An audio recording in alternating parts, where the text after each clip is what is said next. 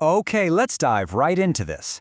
Welcome back to The Explainer. Today we are unpacking a classic, deeply emotional, and frankly pretty shocking fairy tale, The Princess That Wore a Donkey Skin. It's one of those stories that just absolutely pushes the boundaries of family, duty, and sheer survival, and the whole shebang is wrapped up in this mesmerizing layer of magic.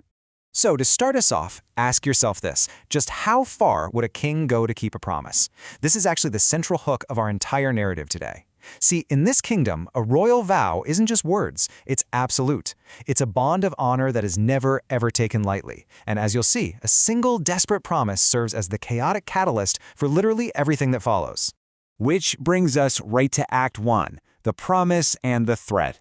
Now, what's really interesting about this slide is the exact wording of the queen's dying wish. She says, "Only marry a woman more beautiful and more virtuous than I was." That is an impossibly high bar, right? So, honoring this, the grieving king sends his envoys out to scour the north, the south, all across the sea. They're presenting every single princess of rank they can find, but time and time again they come up empty. They just can't find a woman whose beauty and virtue can match, let alone surpass the late queen's. The kingdom desperately needs a new queen, but honestly, no one on earth seems to qualify. But then, well, here comes the inciting incident that turns this fairy tale incredibly dark. His advisors try to reason with him, suggesting the promise was maybe just symbolic, right? But the king, he totally refuses that logic.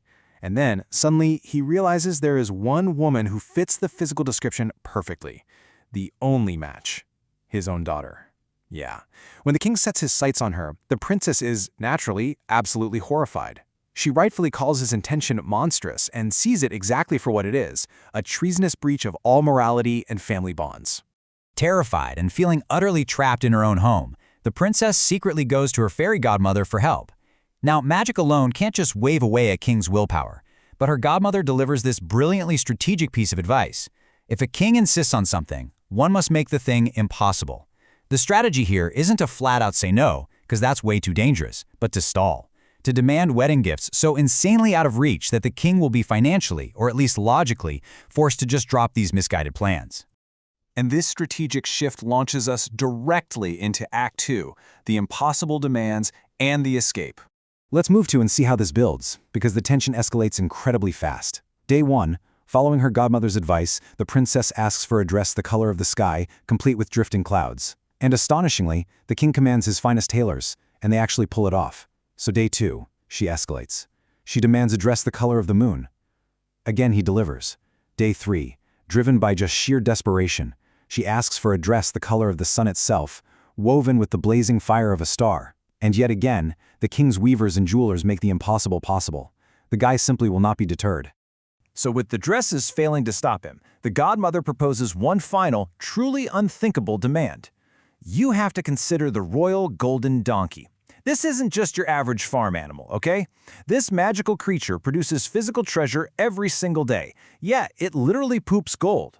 The entire kingdom's economy relies on it. It's the thing keeping the people from going hungry. The princess herself notes it's considered part of the royal family. Without a doubt, it is the kingdom's absolute greatest asset. So the godmother tells the princess to ask for this very donkey's skin. I mean, would the king truly sacrifice the kingdom's greatest treasure? Think about it. A sane, wise king would never destroy the very source of his kingdom's wealth and stability just to fulfill a twisted personal vow, right? The godmother is banking on this being the ultimate line he won't cross, the final impossible demand that will finally save the princess. But wow, here is the tragic twist. Despite the donkey literally filling the royal treasury, the king doesn't even hesitate. He actually orders this magnificent creature slaughtered just to get the skin. The ultimate safety net completely fails.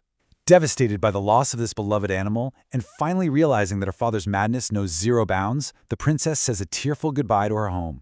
She takes the bloody hide, wraps herself in it to completely hide her identity, and just flees into the night. And this brilliantly illustrates the dizzying drop in her status. I mean, look at this. She goes from a royal princess draped in sunlight, living in the lap of luxury, to this grim new reality of pure survival. She takes on harsh labor at a distant farm, scrubbing pig troughs and sleeping out in the freezing sheds with the animals. And because she's wrapped head to toe in this dried, stiff animal hide, people literally say she looks like a walking rug. She smells awful, she's covered in grime, and the cruel kitchen staff strips her of her humanity entirely, just mocking her and calling her donkey skin. This brings us to the final chapter, Act 3, The Royal Discovery and Forgiveness. So one day, a royal entourage stops at the farm for water and rest. A passing prince is wandering the grounds and happens to catch a fleeting glimpse of Donkey Skin in her private quarters, just momentarily without her hideous disguise. The tragic irony here, he sees her true, radiant beauty, but has absolutely no clue she's actually a fellow royal in hiding. He goes back to his castle so entirely lovesick over this mysterious farmer's daughter that he actually falls ill, refusing to sleep or eat for 3 straight days. Talk about dramatic.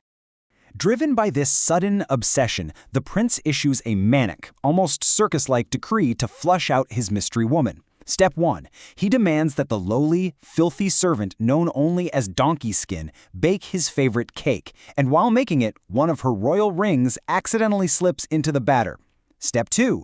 The prince eats the cake and actually finds the secret ring inside. This gives him tangible, undeniable proof that the radiant woman he saw is real, which leads directly to Step 3, a sweeping royal decree that every maiden in the land must come forth and try on the ring. What follows is this highly suspenseful Cinderella-style ring fitting. Every noble lady from all the nearby kingdoms lines up. They all try and they all fail. The ring simply doesn't fit anyone.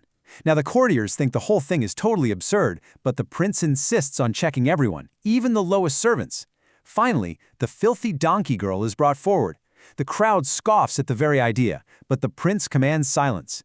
She politely asks for a moment to wash her hands, revealing these clean, delicate fingers, and steps up to attempt it. And of course, it fits perfectly. In this massive, triumphant climax, she finally sheds the foul donkey hide right there in the middle of the court, revealing one of those magnificent, magical royal dresses she had hidden underneath all along. Looking at the totally stunned prince, she says, "I am the woman you sought." The ugly disguise is gone. The prince is absolutely overjoyed to realize the beautiful woman he fell in love with is not only real, but standing in her true royal glory right in front of him. So the crucial point is how the underlying trauma of the story is finally resolved. Once the news of her survival spreads, her father, the king, travels a long way to find her. But he doesn't arrive as a tyrant. He comes completely broken. He offers a profound apology, confessing, "Grief clouded my mind." He admits that his maddening sorrow over losing his wife nearly drove him to destroy the one person he loved most. He begs for her mercy. And the princess, showing just immense emotional maturity and grace, chooses to forgive him and let go of the dark past. If you remember, at the very start of the story, before her mother died, she told the princess she must grow wise to be a great queen. Well, by fleeing her palace and living among the commoners, scrubbing those troughs, enduring the freezing sheds, and surviving all that abuse, she actually learned true empathy. She knows firsthand exactly what her poorest subjects endure, and that guarantees she's going to be a far wiser and more compassionate queen for her people than she ever could have been if she had just stayed locked in the castle. As we wrap up this explainer, I really want to leave you with this. What impossible demands are we running from in our own lives, and what masks do we wear to survive them? Because underneath the magical sundresses and the sweeping royal decrees, this is a profoundly human story. It's about how grief can distort the people we love, the desperate, sometimes ugly disguises we put on to protect ourselves from a harsh world, and ultimately, the immense healing power of forgiveness. It's a lot to chew on, right? Keep that in mind the next time you feel like you're wearing your own donkey skin. Thanks for diving into this with me.